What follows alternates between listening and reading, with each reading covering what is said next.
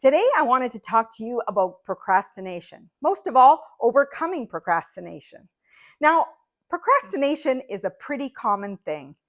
There's many times in our lives where we all, at some point or another, want to put aside something that is too difficult to do, or we believe is too difficult, or we just don't feel like it, or we could be in the state of overwhelm.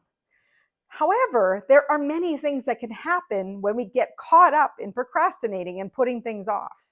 By putting things off, you could be putting yourself at risk of losing opportunity, increasing your stress levels, and also decreasing your productivity.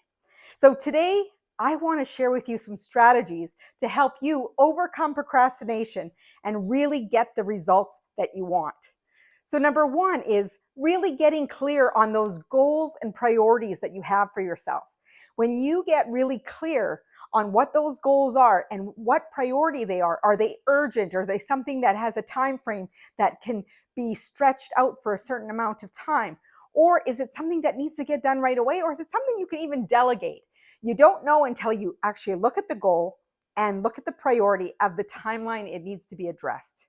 Which leads me to number two. Break things down into smaller pieces, smaller chunks of time, smaller chunks of resources to get those things done. And as you start working on tasks or delegating things off, you're going to start seeing small successes, which are going to build momentum. And as you see momentum, you start seeing the possibilities of how things can get done. And then the other thing that you're going to do with this, as you establish what time frame you need, the resources you might need, you can start creating routines in place to stay consistent and disciplined. A morning routine or an evening routine to really check in to see what it is that you need to get done at what time frame. So have those milestones in place, again, with the routines as well. The other thing is eliminating those distractions. We all have them, whether it be the text that pops up on the phone, email or app notifications, or scrolling through social media. You just want to check one thing and then you find yourself down a rabbit hole. So take control of your time and your resources and focus in on those goals that you want to figure out.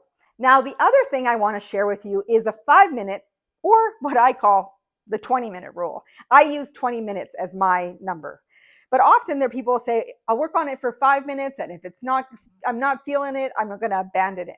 For me, I give it 20 minutes because 20 minutes is often my tipping point. 20 minutes is often where people have their maximum attention. And then if I can't get myself staying attentive at that time, I know it's time to switch gears. So if I'm at the gym, I will give myself 20 minutes to get in to feeling like being there. And if I don't, I go hop in the shower, get ready, and move on to something else where I will feel more productive and really zone in on getting things done. The other thing I want you to consider in that time block is number 6, and that is really giving yourself self-compassion. What happens is when you start procrastinating or you started missing deadlines or you're feeling stressed and overwhelmed and you're putting things aside, you start getting into a cycle of the inner critic speaking loudly, of saying, how come you can't do this? How come you haven't figured it out? You put it off again, see what happened. So you might hear some of that. And I want you to stop putting yourself guilty, stop shaming yourself, stop blaming yourself, and really give yourself some compassion, realizing this is a normal occurrence. When people don't feel like doing something, or they think it's too hard, or they just feel overwhelmed, they don't want to do it. And they might want to take a nap. They might go play a video game. They might go do something else, like scroll and read articles on the internet. Who knows?